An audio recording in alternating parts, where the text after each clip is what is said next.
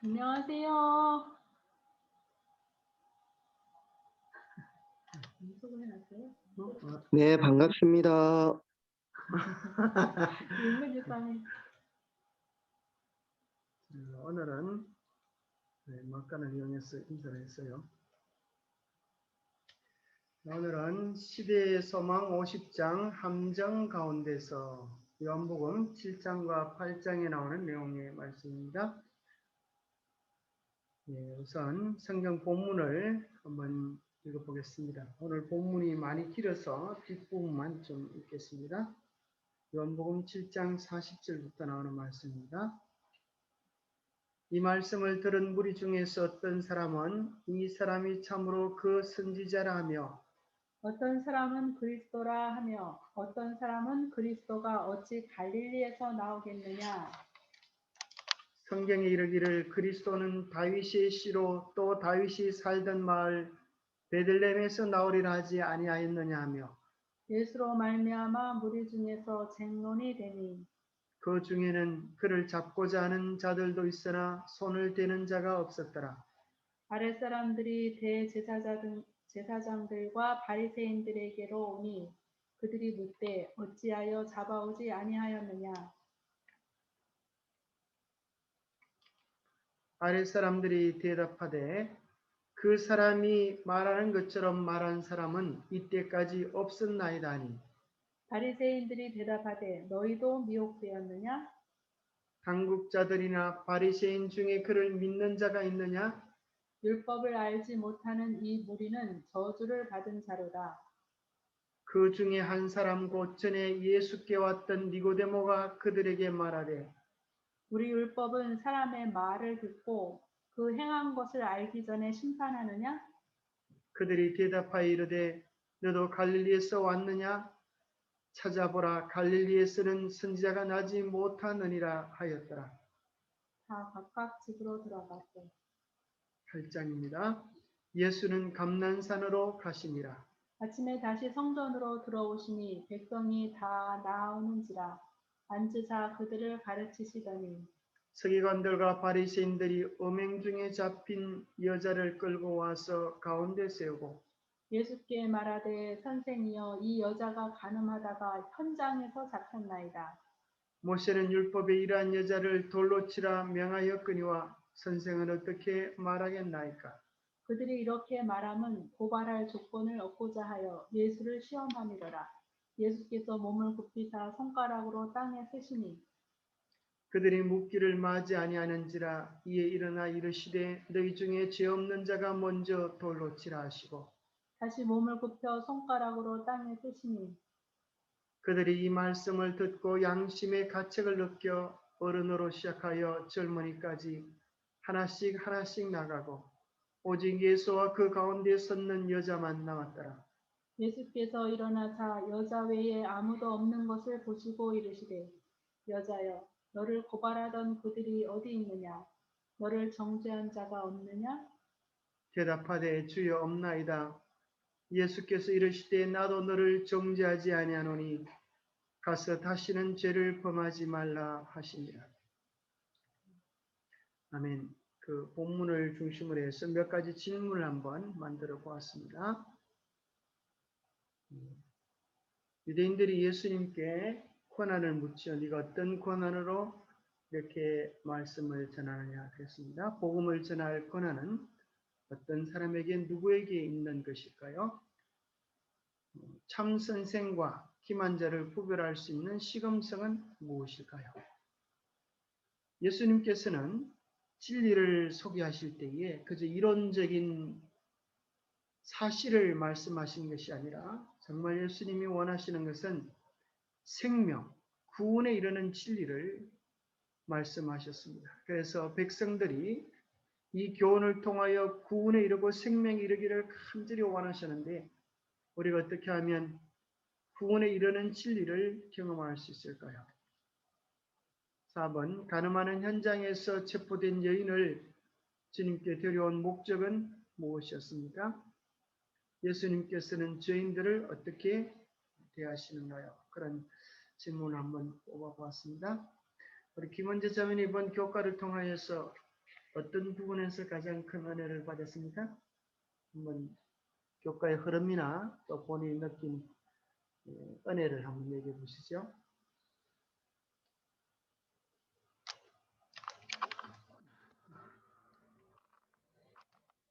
우리가 공부하면서 이제 알겠지만 저는 이 예수님께서 그 가늠하다 현장에서 잡힌 여인을 대하시는 그분의 사랑, 자비, 용서 그런 데서 큰 은혜를 받게 됩니다. 예, 감사합니다. 네, 깜짝 질문해가지고 깜짝 놀라갔습니다. 자, 1번 한번 보겠습니다. 예수께서는 진리에 대한 지각과 인식은 지성보다는 마음에 더 의존한다고 말씀하셨다. 진리는 심령에 받아들이는 바 되어야 하며 의지에 충성을 요구한다. 예, 예수님 당시에 많은 사람들은 바리새인들은 특별히 진리를 많이 안다고 자랑을 했습니다. 성경을 많이 안다고 그렇게 자랑을 했지만 예수님은 진리에 대한 지식 또 안다고 하는 인식보다도 더 중요한 것은 우리가 정말 생명을 얻고자 하는 간절한 마음의 자세, 태도를 훨씬 더 중요하게 여겼습니다. 왜 그런가 하면 이 성경 말씀은 내가 무엇을 아는가 하는 지식의 차원에 머물러서는 안 되는 것입니다. 성경이 몇 권인가 언제 기록되었는가 이런 걸 아는 것도 중요하지만 정말 성경의 중요한 핵심은 우리 자매님 성경의 중요한 핵심은 뭐라고 생각하세요? 왜 하나님께서 우리에게 성경을 주셨습니까? 믿어 구원에 이르라고. 예수 믿고 구원에 이르라고. 그 구원에 이르는 경험을 이 땅에서 내가 했는지 안 했는지 알 수가 있을까요? 네. 어떻게 알 수 있죠? 연애하는 사람들은 그것을 모르면서 연애하기는 힘들죠. 예. 그러면 예수님하고 연애하라는 말입니까? 딩동댕.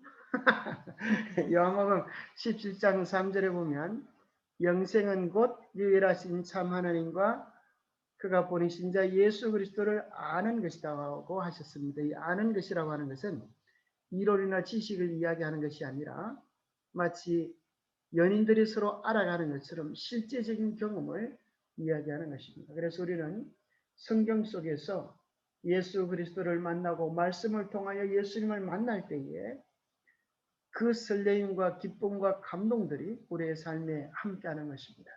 주님이 함께 하신다고 하는 기쁨, 또 십자가의 은혜를 통하여 우리의 죄가 용서받았다고 하는 기쁨, 또 매일 새롭게 말씀으로 인하여 변화되는 기쁨, 또 삶의 목적과 의미들을 발견하면서 이 세상에서 경험하지 못했던 새로운 기쁨, 새 생명의 즐거움들을 우리가 느낄 수 있을 것입니다. 내 교훈은 내 것이 아니요 나를 보내신 이의 것이라. 사람이 하나님의 뜻을 행하려면 이 교훈이 하나님께로서 왔는지 내가 스스로 말하는지 알리라고 예수께서 말씀하셨다. 예수께서는 이 트집쟁이들의 질문을 바로 대답하지 않으시고 영혼의 구원에 대단히 중요한 진리를 공개하셨다.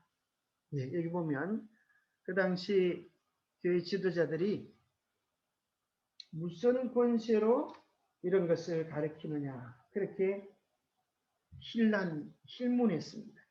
왜롱하면 그들은 그 당시 교회의 지도자들이었고 예수님은 아무런 권세가 없는 어쩌면 불황무식한 그런 처지에 있는데 그래서 많은 사람들에게 이런 질문을 통하여 예수를 코를 납작게 해주려고 하는 그런 의도로 질문한 것입니다. 네가 무슨 권세로 이렇게 가르치느냐 그렇게 할 때에 예수님은 이렇게 말씀하신 것입니다.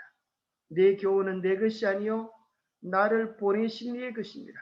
내가 이렇게 교훈할 수 있는 것은 나를 보내신 분이 계시는데 바로 그분이 하나님입니다. 정말 여러분들이 하나님의 뜻을 알고 하는 진실된 마음으로 진리를 찾으면 이 교훈이 하나님께로부터 온 생명의 말씀인지 아니면 내가 스스로 말함인지 알게 되겠다 이야기하셨습니다.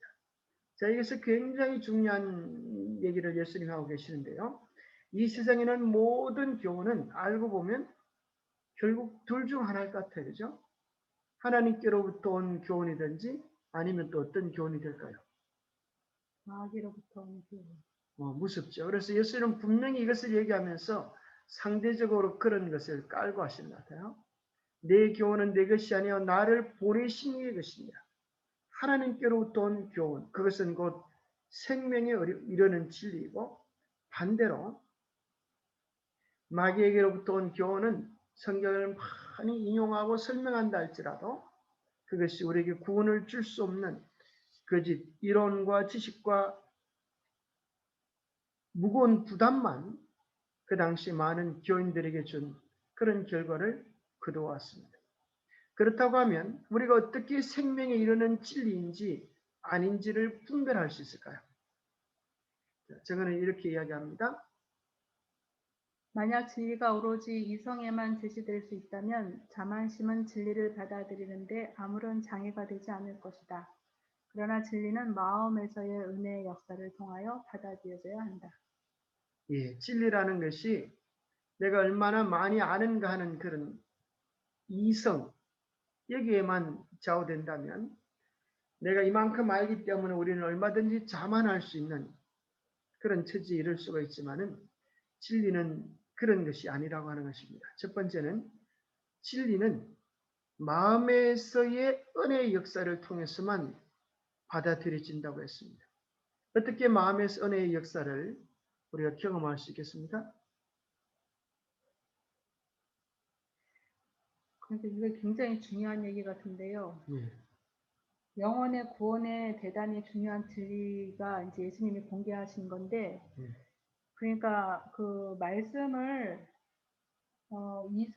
지성보다는 마음에 더 의존해야 한다는 게 무슨 의미인지를 우리가 이해할 필요가 있을 것 같아요.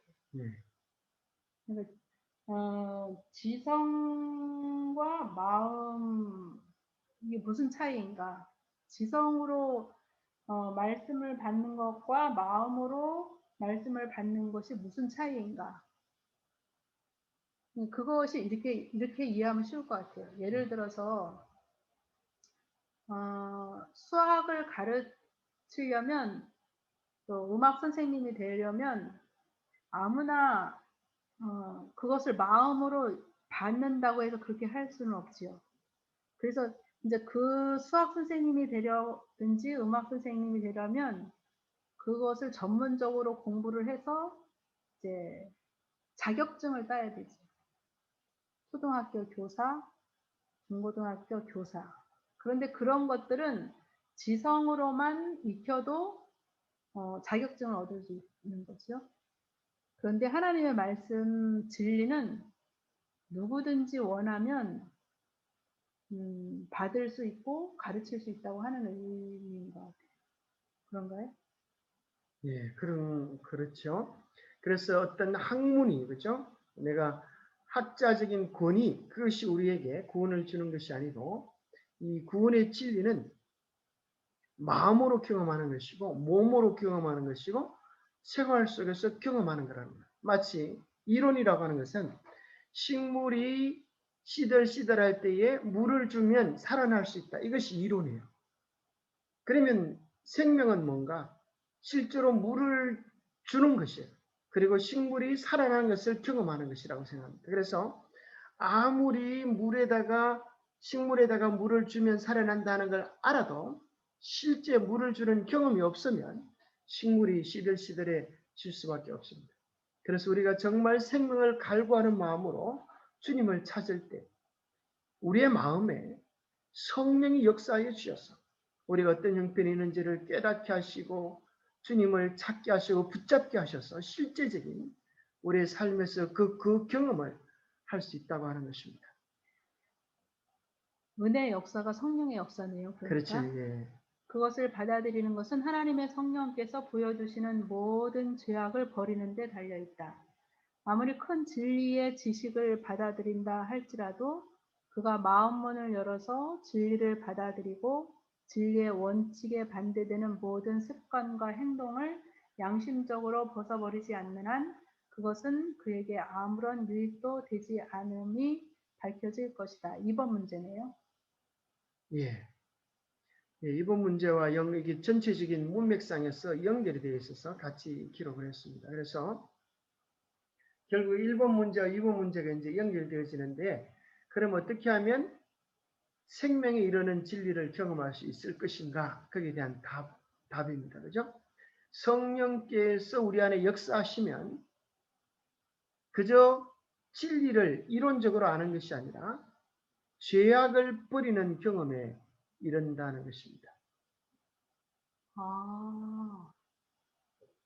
그러니까 지성으로 진리를 받는 것은 내가 있는 상태에서 그냥 계속해서 지성으로 지식을 쌓아갈 수 있지만 마음으로 받아야 된다고 하는 것은 마음에 있는 죄의 문제가 해결돼야지 거기에 마음이 온다고 하는 그런 의미로 여기서 풀이해주는 것 같은데요. 네, 그렇죠. 그러니까 성령의 그 은혜의 역사로만이 이 진리가 깨우쳐지는데 그것은 우리가 죄를 있는 상태에서 또 계속해서 이렇게 오는 것이 아니고 쌓여지는 게 아니고 성령께서 오셔서 죄의 문제를 해결해 주실 때 그때 이제 그 진리들이 그 의지가 결국 이제 우리의 의지의 문제일 텐데 그 마음문을 열고 의지를 드리고 이런 것들이 결국 이 성령께서 오셔서 결국 그러니까 그것이 자아를 내려놓는 그 부분과 연결이 되는 말씀인 것 같은데요. 예, 이 말씀이 참 중요한 것 같아요. 그래서 우리가 지식에다가 지식을 더하는 경험이라고 하면 그것은 우리를 더 교만하게 해주는 거예요. 그죠? 자부심을 가지게 해주고 잘난 체 할 수 있습니다. 그러나 성령의 역사에서 우리 속에 있는 죄를 깨닫게 해주면 우리는 뭐 해야 될까요? 잘못된 악습과 행동을 양심적으로 벗어버리게 되겠죠. 그죠? 고치고 회개하게 되겠죠. 그죠? 죄를 버리고. 그러면 그럴수록 우리는 더 겸손해질 수밖에 없는. 그죠? 완전히 반대죠. 하나는 우리를 더 교만하게 하고 하나는 우리를 더 겸손하게 만들어. 그래서 우리가 성경을 많이 안다고 자랑하고 떠버리는 것은 우리를 교만 속에 빠지게 하는 거예요. 정말 성령을 경험한 사람은 더 겸손하게 되어지고 죄를 버리게 되어지고 혹시 자기와 같은 죄인을 만날 때 예수님의 심정으로 불쌍히 여기는 마음으로 그 사람을 대하게 될 것 같아요. 그런데 여기서 참 정언해 보면 이렇게 얘기해 주고 있죠. 여기 보세요. 여기 보면은 진리의 원칙에 반대되는 모든 습관과 행동을 양심적으로 벗어버리지 않는 한 아무리 그것은 큰 진리의 지식도 유익이 되지 않는다. 그냥 유익도 아니고 그죠? 아무런 유익도 되지 않는다. 이렇게 얘기하세요. 아주 정말 강력한 표현이죠. 그래서 우리가 아는 말씀들이 우리의 죄를 버리게 하고 우리의 삶을 변화시키고 마음을 바꾸지 않으면 그것이 무익하다. 오히려 그것이 뭐 하게 되는가 하면은 그것이 오히려 진리를 듣지 못하도록 그렇게 만들어져요. 핑계거리를 핑계거리. 바리새인들이 했던 일이 바로 그런 일들 같아요. 한번 읽어보시죠. 자신을 하나님께 바치고 정직한 마음으로 그의 뜻을 알고 행하기를 바라는 자들에게는 진리가 그들을 구원하는 하나님의 능력으로 나타날 것이다. 이 사람들은 하나님을 위하여 말하는 자와 자신만을 위하여 말하는 자를 분간할 수 있을 것이다. 바리새인들은 저희 의지를 하나님의 의지에 편에 두지 않았다. 그들은 진리를 알려고 힘쓴 것이 아니라 진리를 피할 수 있는 어떤 핑계만을 찾고 있었다. 예, 참 안타까운 일이죠. 정말 진리들을 알고 생명을 찾기 위하여 그렇게 노력하는 것이 아니라 어떻게 하면 진리를 피해갈 수 있을까? 어떻게 하면 내 뜻과 내 의견들을 관철시킬 수 있을까? 이것이 그들의 관심이었습니다. 예, 아까 읽었던 건데 아무리 큰 진리의 지식을 받아들인다 할지라도 그가 마음문을 열어서 진리를 받아들이고 진리의 원칙에 반대되는 모든 습관과 행동을 양심적으로 벗어버리지 않는 한 그것은 그에게 아무런 유익도 되지 않으니 밝혀질 것이다. 예, 그러니까 복음은 이론이 아니라 마치 밀가루 속에 들어있는 누룩과 같아서 마음을 변화시키고 그죠? 행동을 변화시키고 그 사람의 습관을 변화시키는 그런 능력이 말씀 속에 있음을 우리에게 확인해 주는 말씀입니다. 자, 3번 한번. 자기 자신의 영광을 구하는 자는 단지 자신만을 위하여 말한다. 이기주의적 정신은 그 본심을 드러낸다. 그러나 그리스도는 하나님의 영광만을 구하고 계셨다. 예, 예수님과 바리새인들의 차이가 크게 있었던 것 같습니다. 예수님은 자기는 낮춰져도 상관없죠. 십자가에 달려 죽으셔도 상관이 없는 것입니다. 오직 하나님의 영광만을 위하여 그 모든 일을 할 수 있으셨는데 바리새인들은 왜 주님의 뜻을 진리를 받아들이지 않는가? 그것은 이기적인 마음, 교만 때문이었습니다. 예수님을 높이면 자기들은 무너진다고 생각하는 것입니다. 자기들이 알고 있는 그 높은 계보 또 권세 그런 것들이 깡그리 무너진다고 생각하는 것입니다. 정말 바리새인과 사두개인들이 예수님을 높이면 그들의 권세가 무너질까요? 어떻게 생각하세요? 더 높아지겠지. 그죠? 오히려 생명을 붙잡는 거죠. 그죠? 그로 인하여 생명을 얻게 될 텐데 그들의 교만이 그 일을 하지 못하게 한 것입니다. 자, 참 선생과 기만자를 구별할 수 있는 한 시금석, 바로 그것이 조금 전에 읽었던 이 내용입니다. 정말 우리도 마찬가지죠. 그죠? 참된 신앙인인지 가짜 신앙인인지를 드러낼 수 있는 것은 뭔가 하면 하나님의 영광을 구하는가, 자신의 영광을 구하는가, 그것으로 구분할 수 있다고 생각합니다. 그러나 그리스도는 하나님의 영광만을 구하고 계셨다. 그는 하나님의 말씀들을 말씀하셨다. 이것이 진리의 교사로서 그가 가진 권위의 증거였다. 이것이 가장 큰 권위죠. 말씀을 선포할 수 있는 가장 큰 권위는 바로 이것입니다. 하나님께로부터 온 그 기별을 전하는 것. 하나님의 영광만을 드러내는 것. 이것이 진정한 기별자의 태도인 것 같습니다. 4번 보겠습니다. 그들은 무한한 능력자와 더불어 싸우고 있는 자신들을 발견하였다. 그러나 그들은 경고를 받으려 하지 않았다. 백성들에게 대한 그들의 영향력을 유지하기 위하여 살인 계획은 은폐되어야만 했다. 자, 그들은 무한한 능력자와 더불어 싸우고 있는 자신들을 발견했다. 언제 또 이들은 누구이고 언제 이 사실을 발견하게 되었습니까?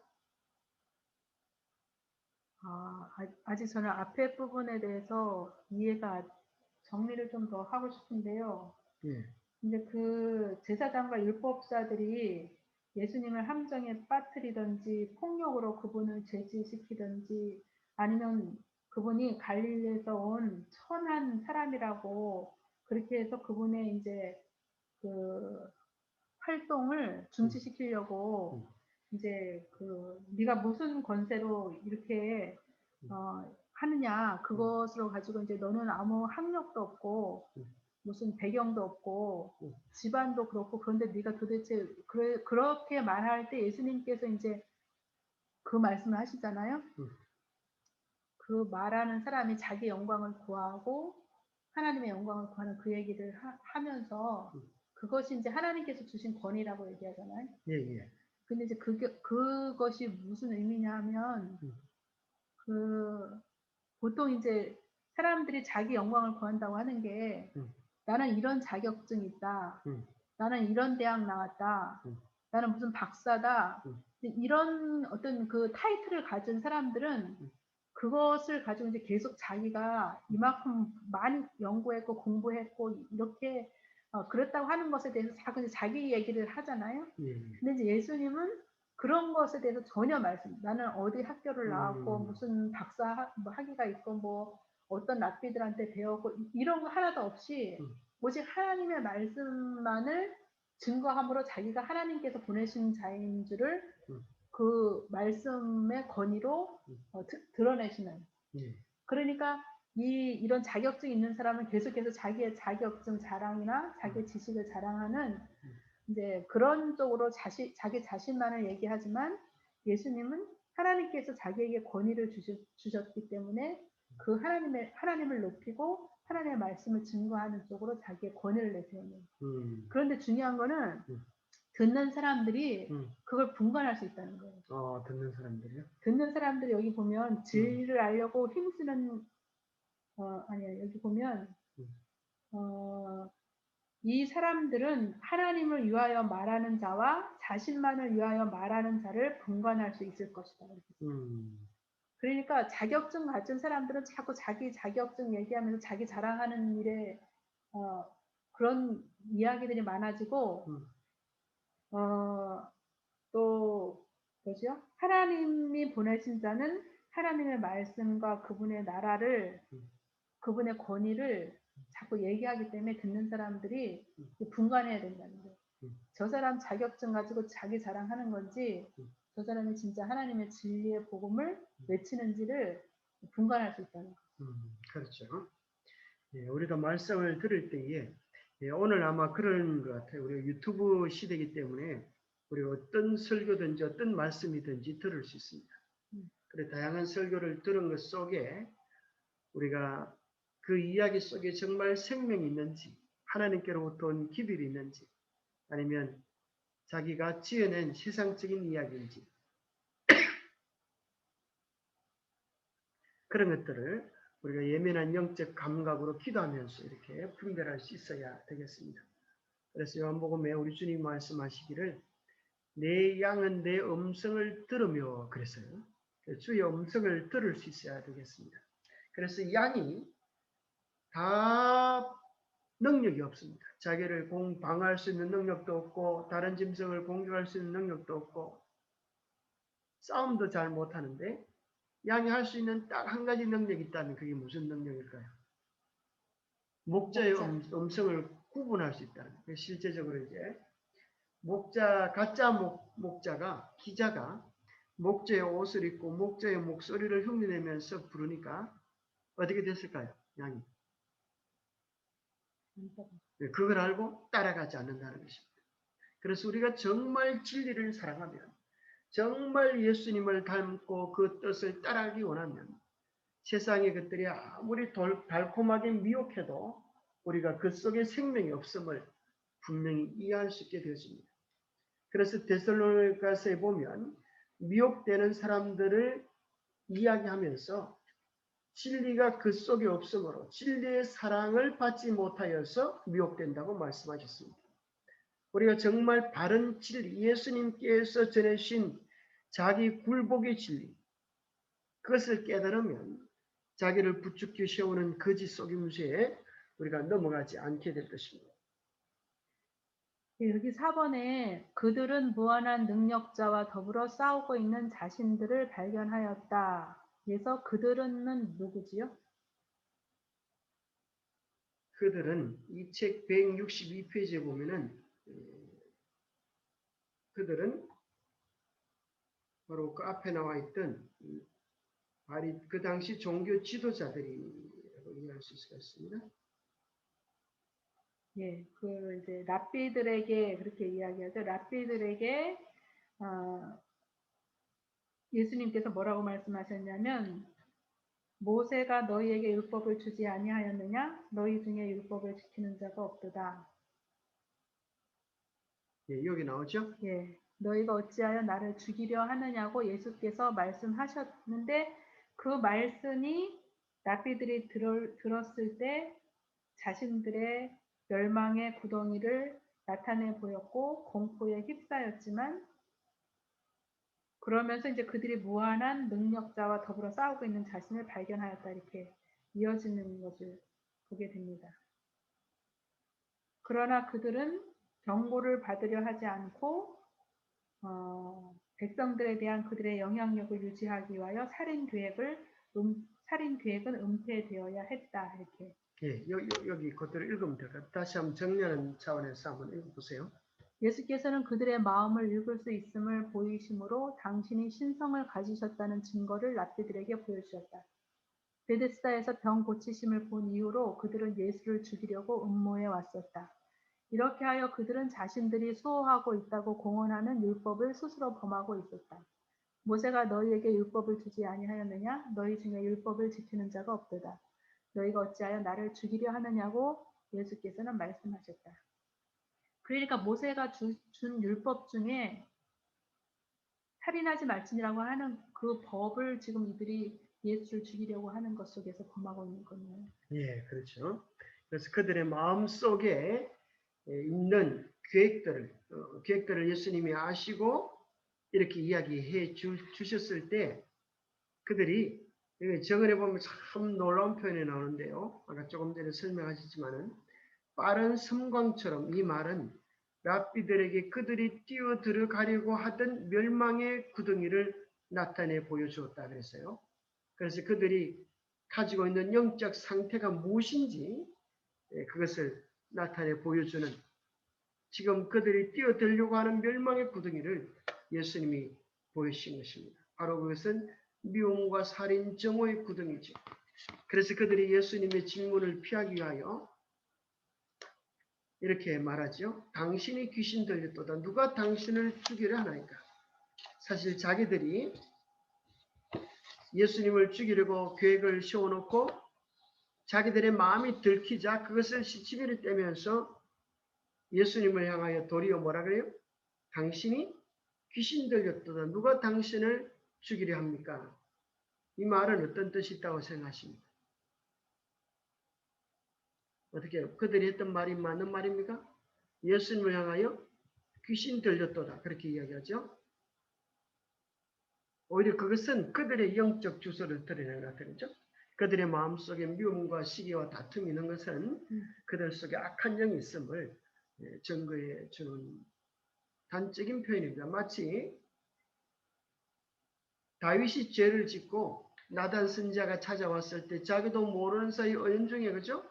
그 죄를 지은 부자는 죽어야 마땅하다. 4배나 갚아야 되겠다. 그렇게 얘기했던 말이 은연중에 자기의 죄를 선고한 것과 같이 그들이 예수님을 향하여 귀신 들렸도다. 누가 당신을 죽이려 하나이까? 했던 말은 그들은 죽이려 하는 마음을 품고 있었기 때문에 귀신 들린 그들의 영적인 상태를 그들의 말을 통하여 드러낸 것이라고 생각합니다. 자, 5번 한번. 그들은 그리스도의 기원이 어디임을 안다고 주장하였지만 사실은 그것을 조금도 알지 못하였다. 만일 그들이 하나님의 뜻을 따라 생애하였다면 그리스도가 그들에게 나타나셨을 때 그가 하나님의 아들임을 알았을 것이다. 예, 그들이 그리스도의 기원을 알았다고 주장했던 것은 어떤 사실을 이야기하는 것인 것 같아요? 나사렛 사람, 그의 아버지는 목수, 이런 그런 것들을 얘기하는 것 같아요. 네, 그렇죠. 그러나 정말 그들이 예수님에 대하여 알았다고 하면 하나님의 아들 메시아라고 하는 사실을 그들이 알 수 있었을 것입니다. 자, 6번 할까요? 하나님께서는 사람들에게 저희 불신을 버리도록 강요하지 않으신다. 그들 앞에는 빛과 어둠, 그리고 진리와 오류가 있다. 어느 쪽을 받아들일지는 그들 스스로 결정할 문제이다. 인간의 마음은 선악을 식별할 수 있는 능력을 부여받았다. 자, 여기서 이제 우리는 우리 모두에게 하나님은 매 시대마다 우리가 때로 미혹된다라고 이야기하지만 미혹되어진 그들의 영적 상태가 있다는 것입니다. 그래서 우리는 스스로 진리와 오류, 빛과 어둠을 분간할 수 있는 식별력을 우리가 가지고 있음을 깨닫고 분별력을 활용해야 합니다. 한번 보겠습니다. 인간의 마음은 선악을 식별할 수 있는 능력을 부여받았다. 하나님께서는 사람들이 일시적 충동에 의하여 결정하지 않고 성경절들을 조심성 있게 대조해보고 그 증거의 무게를 따라 결정하도록 계획하셨다. 자, 우리가 선악을 분별할 수 있는 능력을 활용할 수 있는 가장 좋은 방법 가운데 한 가지는 뭔가 하면 얘기 나오죠. 우리가 충동에 따라서 결정하지 말고. 자, 우리의 충동은 항상 우리를 잘못 이끌기 쉽습니다. 흔히 여러분 혹시 그 충동, 그러니까 충동으로 시작되는 단어들이 뭐가 떠올라요? 충동 구매, 그죠? 충동 구매. 김은재 자매님은 충동 구매 갖고 좀 그런 경험은 없습니까? 내가 왜 그때 충동 구매를 했을까? 그런 생각은 없습니까? 가끔 있지. 충동 구매. 그런 것처럼, 견물생심이라고 범을 사고 싶은. 예, 그죠? 우리가 충동 구매를 할 수가 있는 것처럼, 그거는 이제 뭐 몇만 원 손해보는 것으로 끝나지만은, 우리가 신앙의 선택, 또 영원한 일에 대한 선택을 충동적으로 선택했을 때, 돌이킬 수 없는 어려움을 유발할 수 있습니다. 그래서 여기 뭐라고 표현하시는가 하면, 그러면 충동적인 선택을 하지 않으려고 하면 성경절들을 조심 있게 대조해 보라. 그렇게 이야기합니다. 바로 거기와 관계된 성경절, 기억나는 성경절이 있습니까? 사도행전 17장 11절에 보면 베레아 사람은 데살로니가에 있는 사람보다 더 너그러워서 간절한 마음으로 말씀을 받고 이것이 그러한가 하여 날마다 성경을 상고함으로 그러죠. 그죠? 그래서 우리가 말씀을 볼 때 열렬한 마음으로 생명을 얻고자 하는 마음으로 간절한 마음으로 말씀을 보지만 두 번째는 두 번째 태도도 역시 필요합니다. 첫 번째 태도는 간절한 마음이라고 하면 두 번째는 이것이 그러한가에 날마다 성경을 펴서 상고하는 그런 경험이 필요합니다. 그래서 성경을 통하여서 내가 읽은 말씀, 들은 말씀이 분명히 성경 말씀에 기초되어 있는 말씀인가를 확인할 때 우리는 요동하지 않게 됩니다. 자, 그 당시 많은 유대인들이 속임을 당했는데 한번 보겠습니다. 오늘날 많은 사람들이 유대인들처럼 속임을 당하고 있다. 종교적 지도자들은 자신들의 견해와 유전의 빛으로 성경을 읽으며 백성들은 스스로 성경을 연구하고 무엇이 진리인지를 스스로 판단하는 것이 아니라 그들의 판단을 버리고 자신의 영혼을 그들의 지도자들에게 맡긴다. 자, 이거 어떻게 좋은 일입니까? 나쁜 일입니까?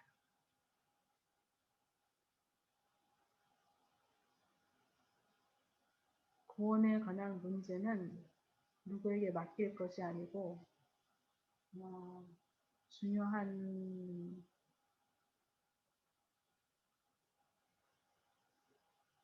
가장 중요한 문제가 구원에 관한 문제이기 때문에 그것은 누구에게 맡길 것이 아니고 자기가 구원의 길을 찾아야. 자, 그 당시 많은 사람들이 바리새인들과 사두개인들에게 속임을 당했습니다. 그들의 속임 당해진 형편을 마태복음 23장에 보면 예수님 뭐라고 그랬어요? 자, 마태복음 23장에 보면 그 당시 종교 지도자들이 했던 일을 향하여서 마태복음 23장 14절, 15절 여기 보면 이렇게 되어 있습니다. 화 있을진저 외식하는 서기관들과 바리새인들이여 너희는 교인 하나를 얻기 위하여 바다와 육지를 두 다니다가 생기면 너희보다 배나 더 지옥 자식이 되게 하는도다. 화 있을진저 눈먼 인도자여 그랬습니다. 그래서 그 당시 많은 사람들이 잘못된 가르침에 속임을 당했습니다. 그 이유 가운데 한 가지는 그들이 스스로 성경을 연구하지 못했습니다. 이게 아주 중요한 것입니다. 우리는 스스로 성경을 읽고 무엇이 진리인지 스스로 판단하는 분별력을 가져야 되겠습니다. 우리에게 아주 중요한 기준을 이야기해 주십니다. 자, 7번 보시기 바랍니다. 하나님의 말씀을 설교하고 가르치는 것은 하나님께서 빛을 퍼뜨리기 위하여 정하신 수단 가운데 하나이다. 그러나 우리들은 모든 사람들의 가르침을 성경 말씀으로 시험해야 한다. 누구든지 순종할 수 있도록 진리를 알기 위해 기도하는 마음으로 성경을 연구하는 사람은 누구나 신적인 조명을 받게 될 것이다. 이게 참 놀라운 말씀이죠. 그래서 사실은 모든 설교들은 다 성경을 풀어주는 그런 역할이지만 사실은 개인의 주관이나 또 선입견, 시대적인 조류들을 따라가기 쉽습니다. 그래서 혹시 우리가 기회가 되면 우리가 함께 유튜브에 있는 한 설교들을 보면서 그것이 어떻게 성경과 맞는지 또 틀린지를 분별하는 것들을 함께 모여서 의논해보고 또 그렇게 경험해보는 것도 좋은 방법 같습니다. 그래서 모든 것의 참된 기준은 성경에 있기 때문에 우리는 성경 말씀으로 분별하는 지혜를 가져야 되겠습니다. 그리고 정말 놀랍고 감사한 것은 여기 이렇게 말씀하죠. 누구든지 순종할 수 있도록 진리를 알기 위하여 기도하는 마음으로 성경을 연구하면 성령께서 우리를 도와주실 것이라는 것입니다. 그래서 여러분 한번 정말 이런 실제적인 경험을 한번 해보시게 되기를 바랍니다. 매일 말씀을 성령의 도우심을 구하며 간절히 기도할 때에 하나님께서 그 말씀을 이해하고 깨닫게 도와주시는 경험을 한번 하면 좋겠습니다. 그래서 우리가 이것이 내가 말씀 속에서 깨달은 경험입니다. 깨달은 지혜입니다. 깨달은 진리입니다라고 우리가 맛본 말씀을 자랑할 수 있으면 좋겠습니다. 신적인 조명, 거룩한 조명. 절기의 마지막 날에 제사장들과 당국자들이 하석들을 보내어 예수를 잡아오라 하였으나 그들은 예수를 잡지 못하고 돌아왔다. 제사장과 당국자들은 분노하여 어찌하여 잡아오지 아니하였느냐고 물었다. 하석들은 엄숙한 표정으로 그 사람의 말하는 것처럼 말한 사람은 이때까지 없었나이다 라고 대답하였다. 자, 참 놀라운 일이죠. 제사장들과 당국자들이 사람들을 시켜서 예수를 잡아라 그랬는데 예수를 잡으러 갔던 사람들이 빈손으로 돌아왔어요. 왜 빈손으로 돌아왔느냐? 그렇게 물으니까 뭐라 그래요? 그 사람의 말하는 것처럼 말한 사람은 이때까지 없었나이다. 그죠? 그렇게 정말 귀한 교훈을 주시는 분은 세상에 보지 못했다고 그렇게 이야기하는 것입니다. 그들의 마음은 강팍했었지만 그의 말씀을 듣고 녹아버렸다. 하석들, 그러니까 파견했던 그 사람들이 예수님 말씀 들으면서 마음이 녹아버렸네요. 예. 예수께서 성전 마당에서 가르치시고 계신 동안 그들은 가까이 와서 그에게서 어떤 일을 책잡으려 하였다. 그러나 말씀을 듣고 있는 동안 그들이 파송되어진 목적을 잊어버렸다. 그들은 황홀감에 빠진 사람들처럼 서 있었다. 그리스도께서는 이 영혼들에게 당신 자신을 계시하셨다. 정말 놀라운 경험이죠. 그들이 예수님을 잡으러 가놓고도 그 말씀을 듣는 가운데 그 말씀의 아름다움에 빠져서 목적을 잃어버리고 황홀감에 빠져서 참으로 그 은혜를 맛보았던 것입니다. 시청에서 나오는 사람들이 우리의 말씀을 책잡으려고 하면은 말씀 속에서 혹시 이런 경험을 할 수도 있을 텐데 숫자만 헤아리고 가버려가지고. 제사장들과 율법자들도 깊이 감동되었으며 이 사람처럼, 그러니까 그 말씀에 감동받았던 그 사람들처럼 이런가 보네요.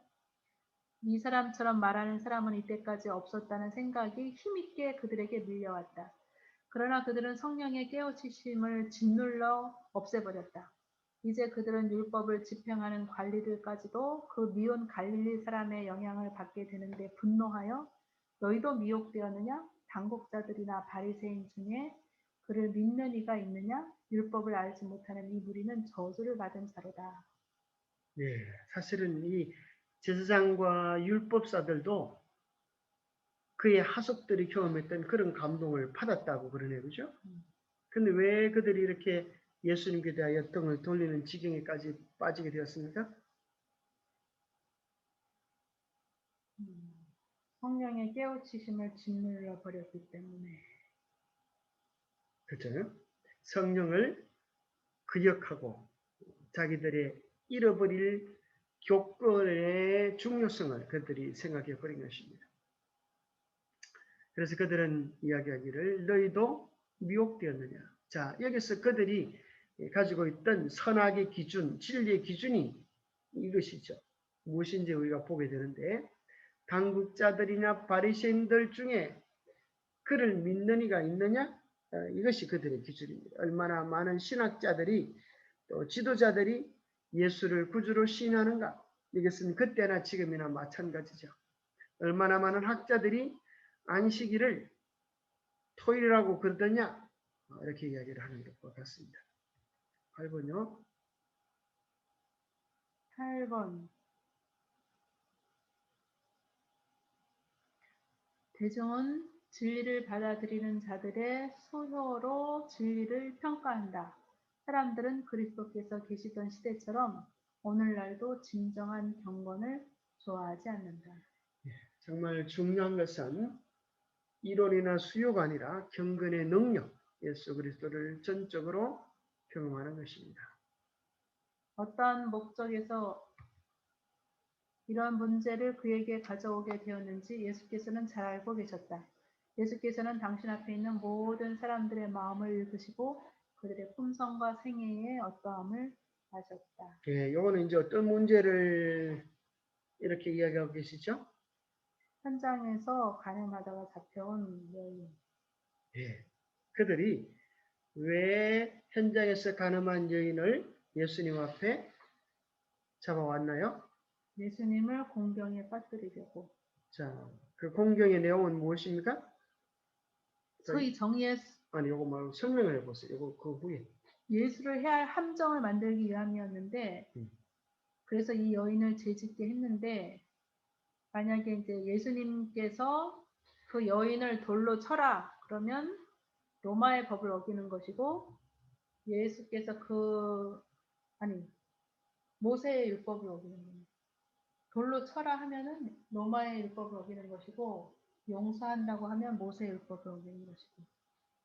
예, 그렇죠. 이러지도 저러지도 못할 아주 기가 찬 함정을 팠다고 생각하는 것입니다.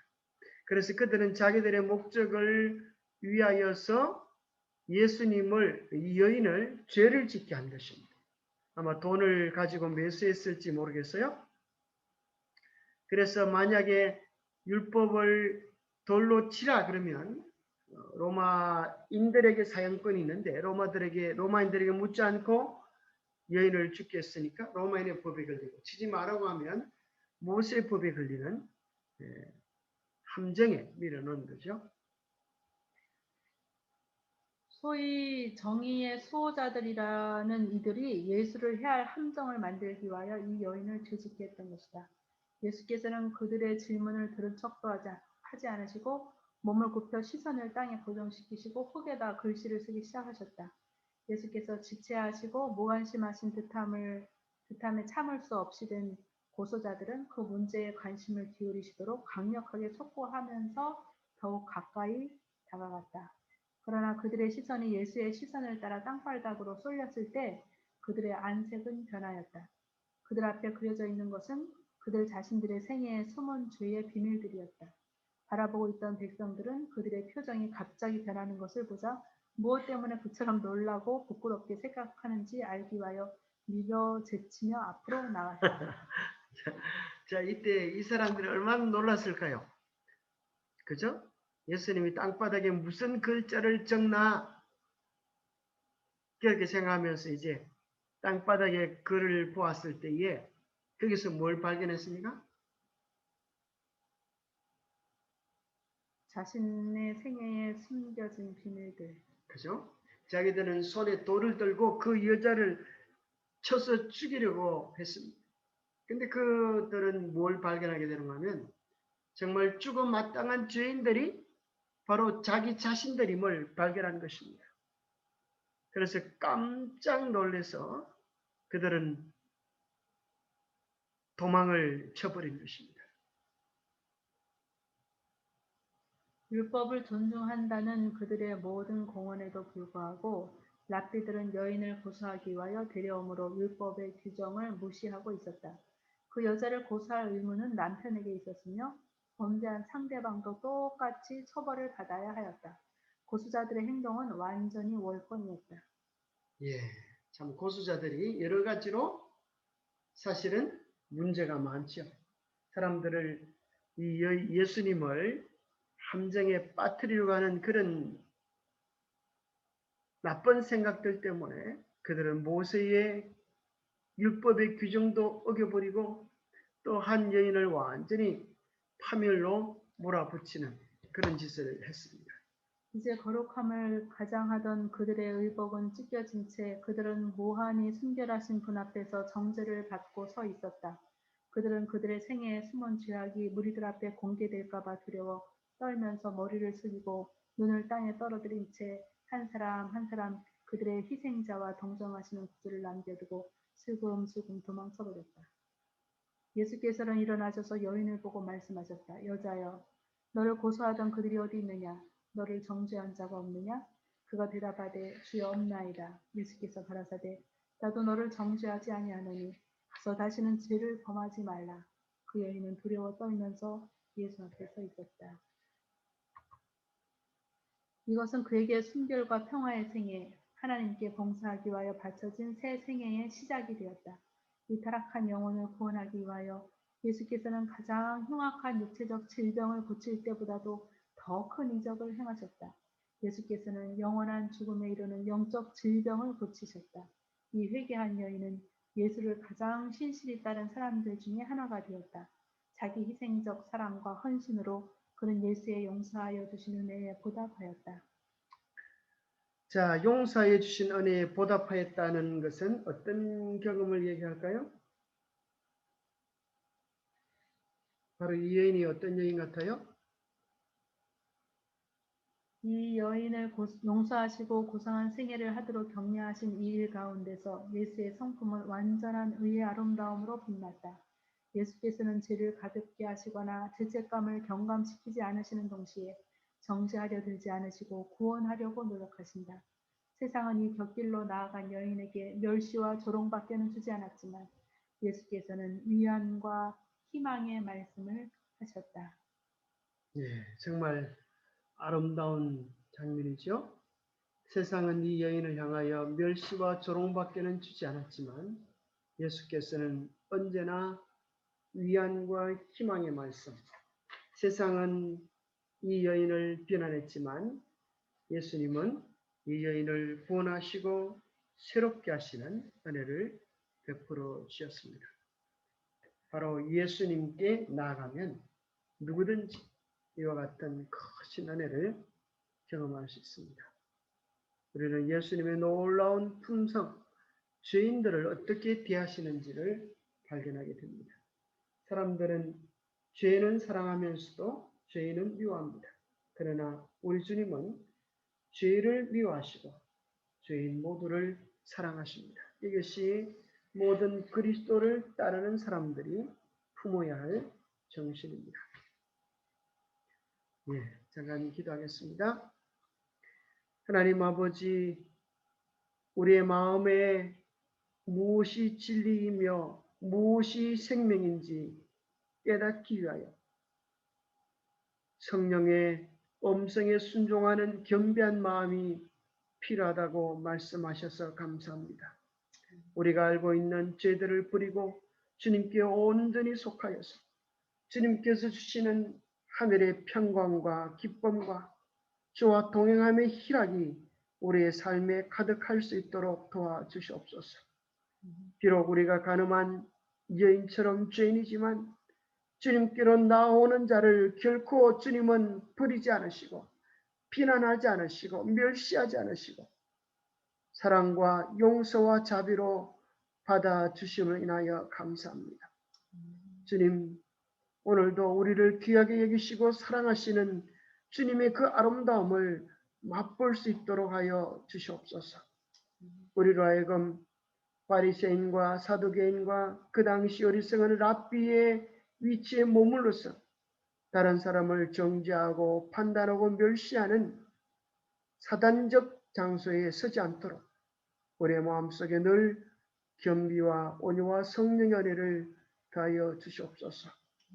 멀리 주님의 재림의 날에 주님의 은혜를 맛볼 것이 아니라 매일매일 말씀 속에서 기도 속에서 기쁜 묵상 속에서 주님의 사랑 은혜를 맛볼 수 있는 우리 모두가 되게 복 주시옵기를 우리 주 예수님 이름으로 모자하여 간절히 간구하옵나이다.